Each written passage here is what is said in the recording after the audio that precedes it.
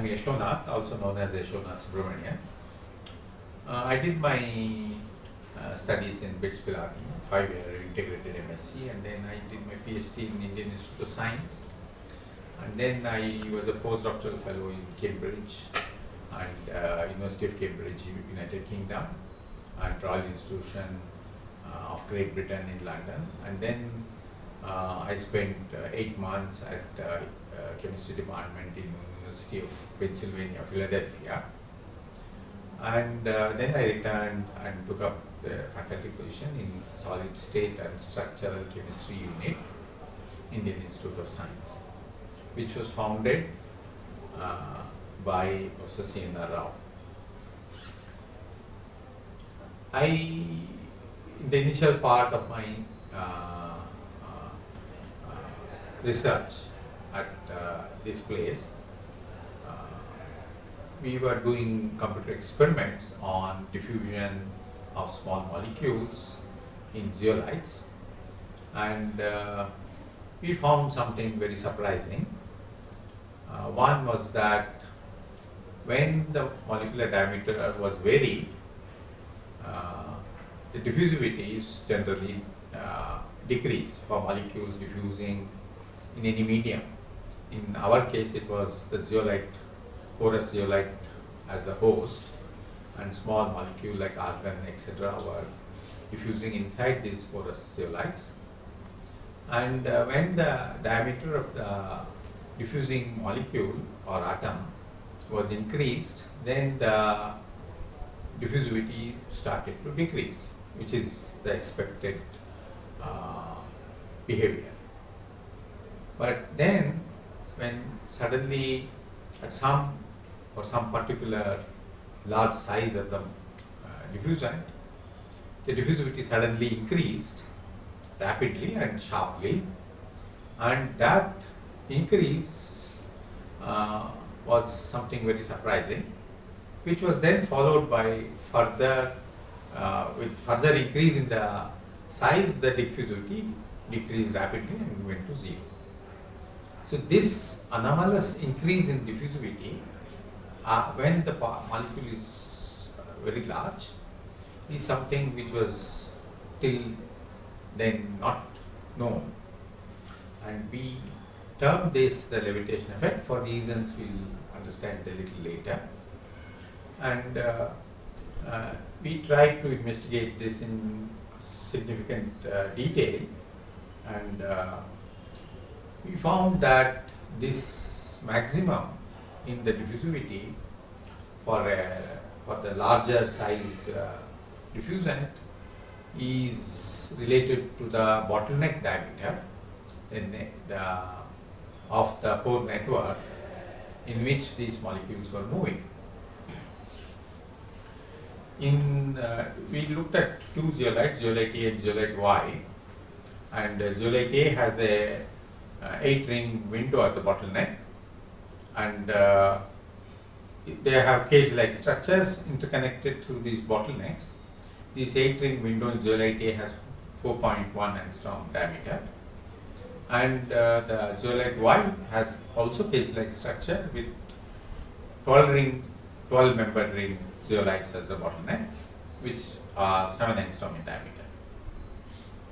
And we found that when the diameter of the diffusant is comparable to the bottleneck diameter, that's when the molecule, the diffusant has a high diffusivity. Now, another characteristic we found was the molecule with the high diffusivity has also low activation energy for diffusion, and the molecule with low diffusivity has high activation energy for diffusion. So these were all results from computer simulations, computer experiments, and the question was whether this behavior is actually seen in real experiments. And there were many people suspecting that they won't be seen in real experiments. But we tried and tried to see what are the experiments to do. In our computer experiments, we had kept the mass of the monoatomic diffusant constant and only varied the diameter, so that the effect of the diameter becomes clearly visible on the diffusivity. But when we do laboratory experiments, you can't vary only the diameter without varying the mass, because it becomes impossible to find a real molecule whose diameter can be varied without varying the mass. So we were thinking what to do when we suddenly found a suggestion from Dr. S.G.T. Bhatt of IPCL Baroda. He suggested that you can still do real experiments with similar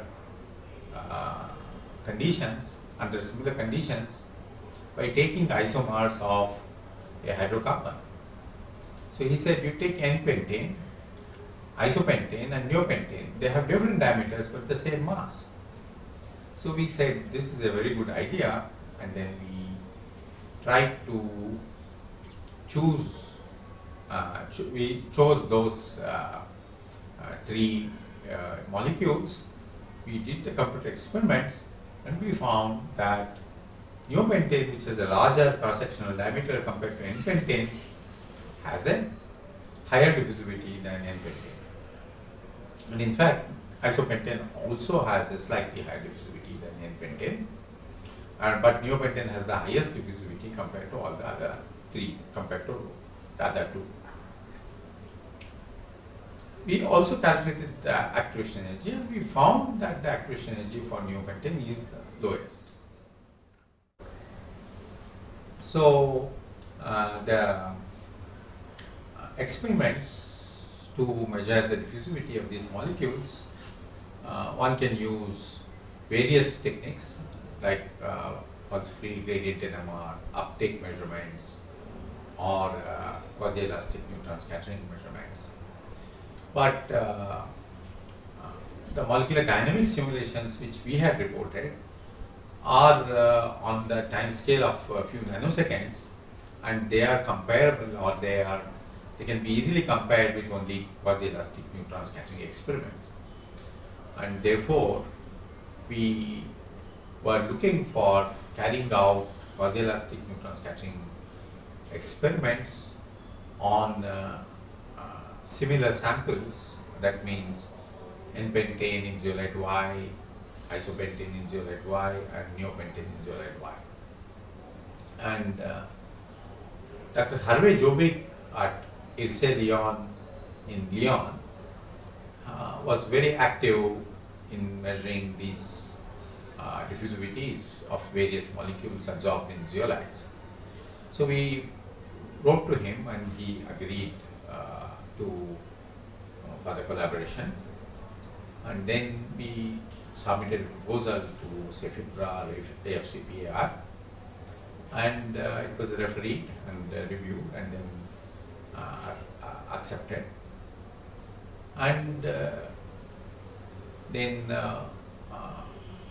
the collaboration started, and we did the simulations, and we found that that neopentane has the lowest activation energy, and N-pentane has the highest activation energy, which is the prediction of the levitation effect.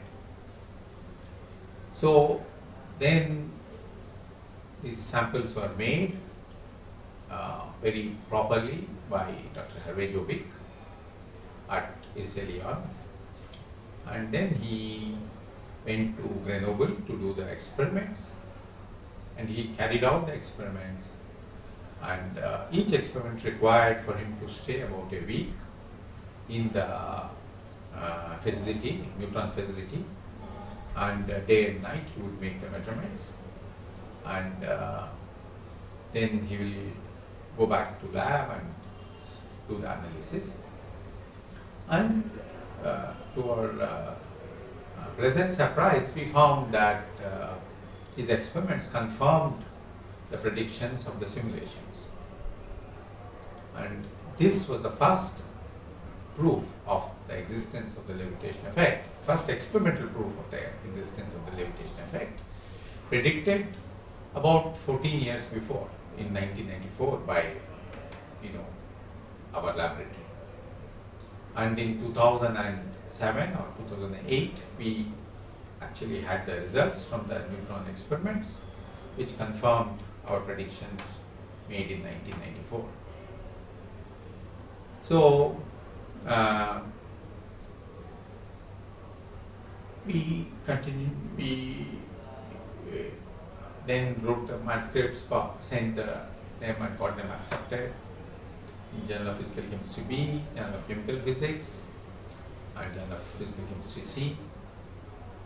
And these results, I'll give you a brief overview of the results now. Okay. So this was one of the publications that came out, a letters published in Journal of Physical Chemistry B, and figure 1 here shows that what is the levitation parameter for the 3 molecules. One is N-pentane, which is square, green color, isopentane, red color, and neopentane is a circle in blue color, and neopentane falls near the diffusivity maximum. The other two are away from the maximum of the D versus levitation parameter gamma plot.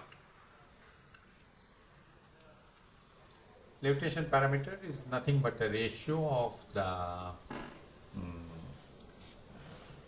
molecular diameter to the core diameter. So these are the quasi-elastic neutron scattering spectra, and the broadening of this will tell you about the diffusivity. So the half width at half maximum is plotted as a function of Q square. And fitted to the equation in which D is a parameter, and we get the D from there. And here are the results from the quasi-elastic neutron scattering QNS as well as MD, and we can see that the diffusivities are increasing from QNS as well as from MD. They don't exactly match, but order of magnitude is same, and the actuation energies are so good to see you. What's up? So these are the actuation energies, which is high for N-pentane, then for isopentane 5.9, and then for neopentane 5.8, and from MD 9.4, 5.9, and 5 for N-pentane, isopentane, and neopentane. So these clearly demonstrate that what we predicted from molecular dynamics is confirmed from the QNS measurements. And here we have some of the results from the MD. Here we can see in D the trajectory of N-pentane, which is in green color, and that of neopentane in red color. Neopentane moves several angstrom distances compared to N-pentane, which moves only a very short distance over the same period of time. And also here you can see N-pentane has a barrier at the window, and neopentane has a minimum at the window. So these are the predictions from the levitation effect. Yeah, so here is a figure which explains why the smaller molecule has a higher actuation energy and this larger molecule comparable to the window diameter has a lower actuation energy. It's because the interaction of the smaller molecule with the host zeolite is stronger, and which leads to a barrier at the window as well as a higher actuation energy.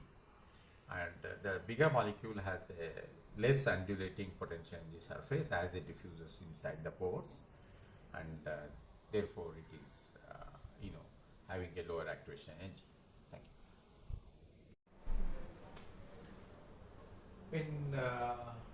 We wanted to collaborate with a good experimentalist, and Dr. Jobic, Hervé Jobic, was one of the leading experimentalists in this area, and we were, looking for some amount of support. So we submitted a proposal to CEFIPRA IFCPAR, and the project was refereed and finally accepted after some revision. And the support we obtained was very helpful for doing these experiments.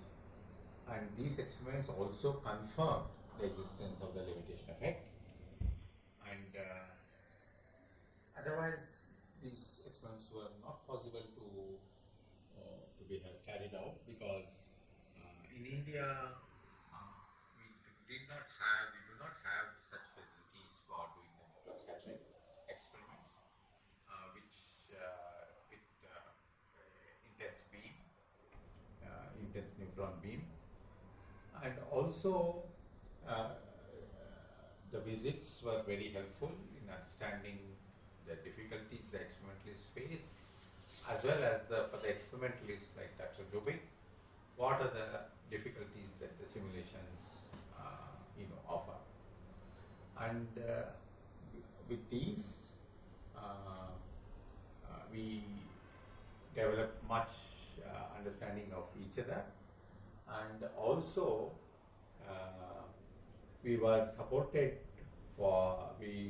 support for organizing a meeting on diffusion, in which many leading scientists could come and deliver their talks, and a good amount of discussion took place in this meeting, and it was extremely helpful. The IFCPAR or CEFIPRA actually was very supportive and helpful in organizing this meeting. They found the place for organizing the meeting. They gave us all the support for travel and other things, and the meeting, so we didn't have to think about any organizational details. That was totally taken care by CEFIPRA, and we concentrated fully on the academic part, which therefore turned out to be a very good meeting. And still many people who came to the meeting still remember that meeting as one of the best. Thank you very much. Long live India and France friendship.